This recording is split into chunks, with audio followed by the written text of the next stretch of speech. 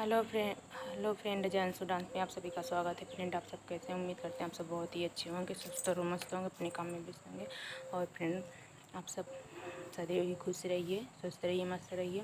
और आप सब भी मुझे भी आशीर्वाद दीजिए, हम भी सदैव खुश रहें और दुआ दीजिए सदैव ठीक रहें, आप तक अच्छा वीडियो डालते रहें। और फ्रेंड, सबसे बड़ी बात है कि कल मेरे यहाँ बहुत ज़्यादा आंधी आई थी, मतलब बहुत ज़्यादा आंधी आई थी।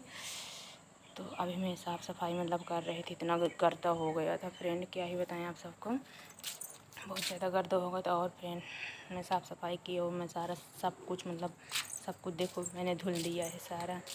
फ्रेंड देखो,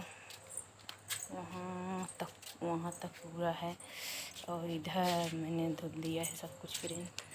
तो फ्रेंड, आप सबको कैसा लगा कैसा नहीं ज़रूर बताइएगा फ्रेंड, कमेंट करके। और एक लाइक सब्सक्राइब कमेंट कर दीजिएगा, देखना ना भूलिएगा मेरे वीडियो, बहुत जल्द से जल्द शेयर कीजिएगा।